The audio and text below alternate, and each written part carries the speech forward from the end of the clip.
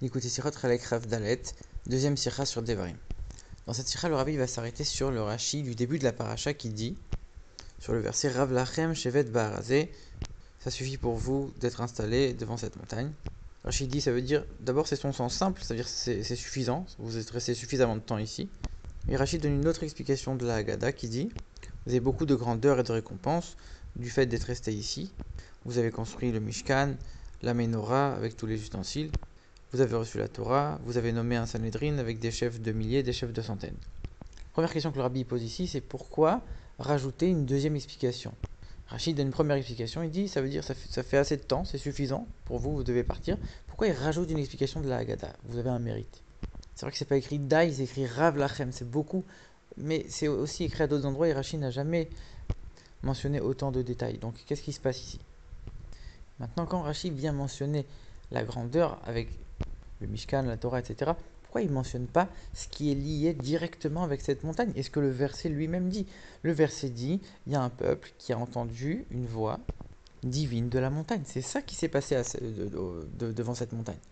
Rachid vient expliquer le sens simple, c'est ça qu'il aurait dû dire. Pourquoi tu viens mentionner tous les éléments de la Haggadah, le Mishkan, la Torah, la Menorah, le Sanhedrin, tout ça? Et en plus de ça, on n'a pas l'air de voir quelque chose de nouveau. Ils ont reçu la Torah, d'accord, mais ils avaient déjà un peu la Torah avec les patriarches, etc. Pareil, le Sanhedrin, c'est quelque chose qui existait déjà, donc il n'y a pas vraiment de nouveauté ici.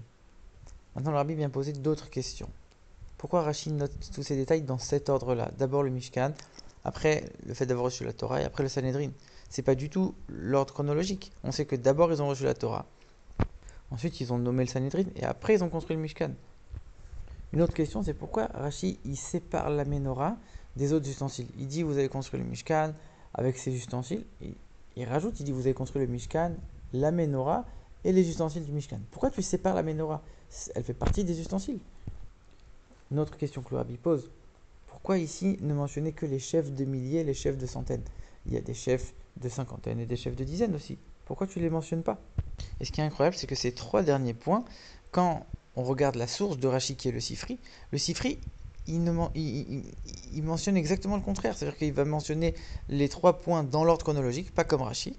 Il ne va pas faire ressortir la Menorah, il ne mentionne pas la Menorah. Et il mentionne aussi les chefs de cinquantaine et les chefs de dizaine. Encore une chose que Rashi rajoute, il dit le fait d'être resté ici, c'est une récompense et c'est une grandeur. Ça aussi, c'est pas écrit dans le Sifri, c'est un mot que Rashi rajoute. Et puis, quand on regarde bien, le Sifri, il explique que la récompense, c'est le fait même d'avoir résidé devant le mont Sinaï. Ça même, c'est déjà une récompense. Rachid dit non. Il dit vous allez avoir une récompense parce que vous êtes resté devant le mont Sinaï. Sur ça, vous allez avoir une récompense. Donc, c'est pas du tout la même chose. Et quand on regarde encore un dernier point, c'est que selon le Sifri, c'est Dieu qui a nommé le Sanhedrin, alors que selon Rashi, c'est le peuple juif, c'est les juifs eux-mêmes qui ont nommé sur eux un Sanhedrin, un tribunal rabbinique. Alors pour répondre à toutes ces questions, le Rabbi va expliquer la chose suivante. Le fait de dire ici Rav Lachem, ça suffit pour vous, c'est plus que Dai Lachem. Ça veut dire, c'est pas seulement que ça y est, vous avez fait votre temps, maintenant il faut partir, c'est beaucoup trop. Là, vous êtes resté beaucoup trop longtemps. C'est ça que cette expression elle veut dire. Et c'est ça qui va déranger Rashi. On comprend pas. Si tu es en train de me dire maintenant, ils ont construit le Mishkan, ils ont reçu la Torah, ils ont fait plein de choses extraordinaires.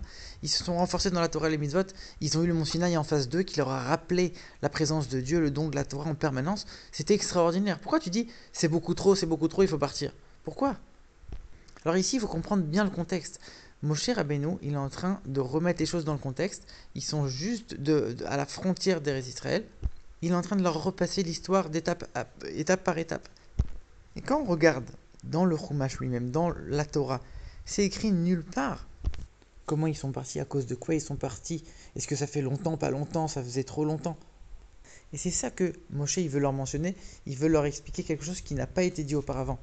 Sachez bien que quand on est parti du mont Sinaï, Dieu avait envie de vous amener directement en Israël. Et c'est uniquement à cause de la faute des explorateurs que vous êtes restés 40 ans dans le désert.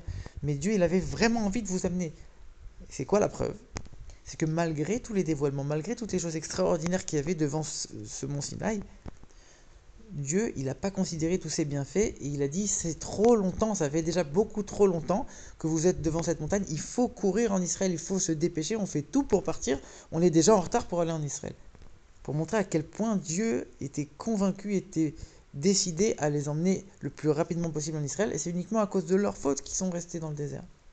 C'est ce point-là que Moshe a envie de souligner ici. Et c'est pour ça qu'il y a cette expression Rav Lachem, c'est beaucoup trop maintenant d'être resté ici, malgré tous les bienfaits qu'il y a eu. Maintenant, on a quand même un problème avec cette explication, parce que les Juifs, ils n'ont pas décidé quoi que ce soit d'eux-mêmes. Ils ont écouté au doigt et à l'œil les ordres de Dieu concernant leur, euh, leur voyage. Donc, si ils ont quitté le mont Sinaï à tel ou tel moment, c'est parce que c'était la volonté de Dieu. Il y a la colonne de nuée qui avance, qui commence à partir, alors ça veut dire qu'il faut lever le camp. Ils n'ont pas pris de décision de eux-mêmes. Donc cette explication, elle n'est pas parfaite à 100%, et c'est pour ça que Rashi ramène une deuxième explication. Quand Rashi ramène une deuxième explication, c'est que la première n'est jamais parfaite. Et on va voir que même dans cette deuxième explication, Rashi va rajouter des éléments du Midrash Haggadah, contrairement à certains éléments du Sifri, pour montrer que même dans ces éléments-là, on a cette idée de se préparer à rentrer rapidement en Israël. Alors, tout d'abord, avant d'entrer en Israël, il faut rappeler quelque chose. Rappeler qu'on est le peuple de Dieu, le peuple élu, qu'on est un trésor pour Dieu, qu'il ne faut pas se laisser influencer et assimiler dans les autres nations et oublier la présence de Dieu dans la vie du quotidien, etc. C'est pour ça qu'il y a d'abord eu le fait de s'installer devant le mont Sinaï pour faire pénétrer cette conscience de peuple élu à l'intérieur de nous. Mais ça se manifeste essentiellement par la présence d'un Mishkan, d'un sanctuaire dans lequel Dieu va résider. Là, c'est pas seulement qu'on sait que tu es un peuple élu, il y a une preuve. Dieu, il est fixé dans un endroit où il y a un dévoilement très fort, c'est le Mishkan. Et c'est pour ça que Rashi va mentionner la menorah ici, il va le souligner, parce que la menorah, c'était un élément qui rappelait au monde et aux autres nations que la présence divine réside sur le peuple juif. Donc ça, c'est cette idée qu'il faut commencer à ancrer à l'intérieur de nous. Ensuite, il y a le fait de recevoir la Torah. On ne peut pas être un peuple élu et avec la présence divine qui réside sur nous si on n'accomplit pas les règles de la Torah. Donc ça, c'est la deuxième étape. Maintenant, les règles de la Torah, il faut les connaître, il faut les apprendre, il faut que quelqu'un nous les enseigne. Donc on va nommer sur nous un Sanhédrin. Donc c'est pour ça que Rashi choisit cet ordre-là, c'est le plus logique. Et pourquoi Rashi va supprimer les chefs de cinquantaine et de dizaines? Il mentionne que les milliers et les centaines, parce qu'on sait que ces deux catégories n'existaient que dans le désert. Quand ils sont arrivés en Israël, il n'y avait que les chefs de milliers et de centaines.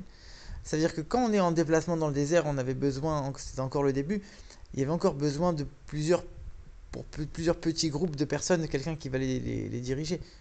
Mais ça, il n'y a plus après. Donc Rachid, il mentionne juste le fait qu'on est pressé d'entrer en Israël, on est prêt à entrer. Et comme quand on va rentrer, il n'y aura plus ça. Là, Rachid ne le mentionne même pas. Et on va comprendre aussi les autres différences entre Rashi et le Sifri. Ici, Rashi met l'accent sur le fait que c'est une étape de préparation pour rentrer après en Israël. C'est ça l'idée. Donc Rashi rajoute le mot Gdoula, c'est une grandeur pour vous. Le fait d'être resté ici, c'est une grandeur pour vous qui va vous permettre de rentrer par la suite en Israël. Et donc, c'est pas le fait même d'être resté là qui soit une grandeur. C'est le fait que grâce à ça, tu vas rentrer en Israël après. Donc Rashi, il mentionne le fait que c'est quelque chose qui va t'amener à un mérite. C'est pas le fait même d'être resté ici qui soit un mérite. Et il rajoute le mot grandeur, c'est pas seulement une récompense, c'est une grandeur. Tu atteins un certain niveau de grandeur qui te permet de rentrer en Israël par la suite. Donc ici, il y a le fait même de rentrer, ça c'est une récompense. Ou plutôt non, le fait même de rentrer, ça, c'est cette grandeur qui va te permettre de rentrer en Israël. Maintenant, la manière avec laquelle tu vas pouvoir rentrer, c'est-à-dire de voir qu'il n'y a personne qui va se tenir devant toi, ils ont conquis la terre facilement, ça, c'est la récompense d'être resté au mont Sinaï. De la même manière, la nomination du Sanhédrin, il y avait deux aspects. D'abord, c'est Dieu qui ordonne, il faut nommer un Sanhédrin, et ensuite, c'est Moshe qui va lui nommer le Sanhédrin. Comme le Sifri va mettre l'accent sur la récompense que Dieu va donner pour être resté au mont Sinaï, alors il va dire c'est Dieu qui a nommé le Sanhédrin, alors que nous on est en train de mettre l'accent avec Rashi sur le fait que les Juifs sont en train de se préparer pour entrer en Israël. Donc on va dire c'est les Juifs qui ont nommé le Sanhédrin.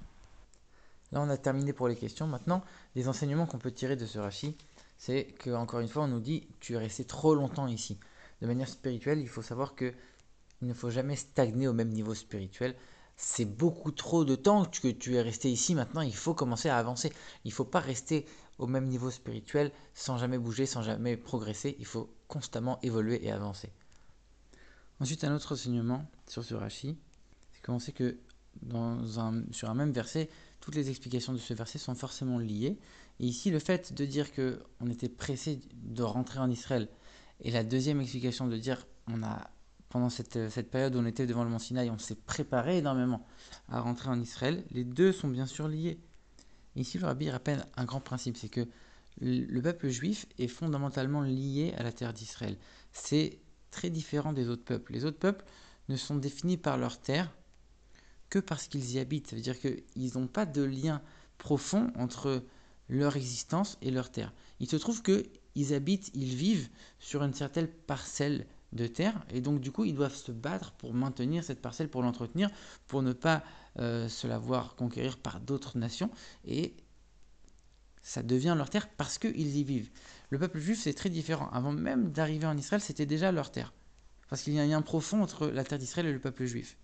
Et donc il n'y a pas besoin de combattre quelque part. C'est ça la bénédiction de Dieu. Ils ont pu conquérir la terre facilement. Parce que c'est une terre qui, de par son essence, appartient au peuple juif. Et quand le peuple juif va jouer son rôle de peuple élu en se sanctifiant par la Torah et les mitzvot comme il se doit, de manière dévoilée, alors on verra de manière dévoilée que cette terre appartient au peuple juif. Et on méritera très bientôt de recevoir la terre d'Israël dans son entièreté et avec facilité sans avoir besoin de combattre quoi que ce soit.